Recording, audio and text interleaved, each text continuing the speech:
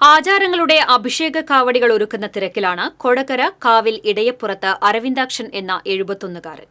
അരവിന്ദാക്ഷന്റെ കരവിരുതിലാണ് കൊടകര ഷഷ്ഠിയുടെ അഭിഷേക കാവടികൾക്ക് വർണ്ണശോഭയേറുന്നത്.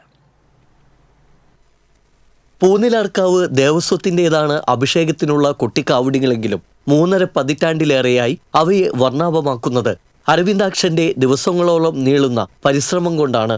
1 മാസം മുമ്പ് തന്നെ ഈ അമ്പലക്കാവടികളെ അരവിന്ദാക്ഷൻ വീട്ടിലെത്തിച്ച് പഴയ കടലാസു പൂക്കളെല്ലാം മാറ്റും.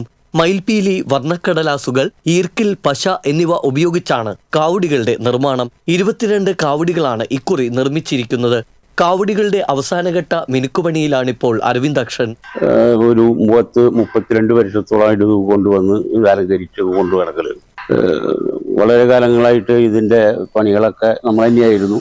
ഞാൻ എൻ്റെ ഒരു വഴിപാട് പോലെ ഇത് ചെയ്തുകൊണ്ടിരിക്കുകയാണ്. ഇനിയും ജീവിതകാലം വരെ ഇത് ചെയ്യണം എന്നുള്ളൊരു ആഗ്രഹം എൻ്റെ മനസ്സിലുണ്ട്.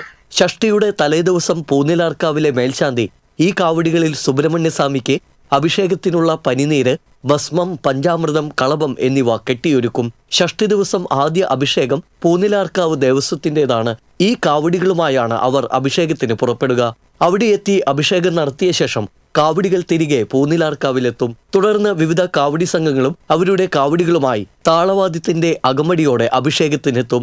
ഭക്തരുടെ അഭിഷേകങ്ങളും തുടർച്ചയായി നടക്കും. കുട്ടികളെ കൊണ്ട് വ്രതമെടുപ്പിച്ച് കുട്ടിക്കാവടികളുമേന്തി ഷഷ്ഠി ദിവസം കുന്നിൻ മുകളിൽ എത്തുന്നവരും അനവധിയാണ്. മുൻകാലങ്ങളിൽ ഷഷ്ഠി ദിവസം അഭിഷേകത്തിനെത്തുന്നവർ ദിവസങ്ങൾക്ക് മുൻപേ തന്നെ വ്രതമെടുത്ത് മുദ്രയണിഞ്ഞ് കാവിയുടുത്ത് പൂക്കാവടിയുമേന്തി ഊരി ചുറ്റുക പതിവായിരുന്നു.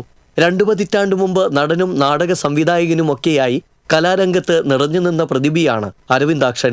സിനിമാ താരം കമൽഹാസന്റെ നൃത്തഗുരുവായ ജെമിനി TR ഗോപാലകൃഷ്ണന്റെ ശിക്ഷണത്തിൽ നൃത്തം അഭ്യസിച്ചിട്ടുണ്ട്.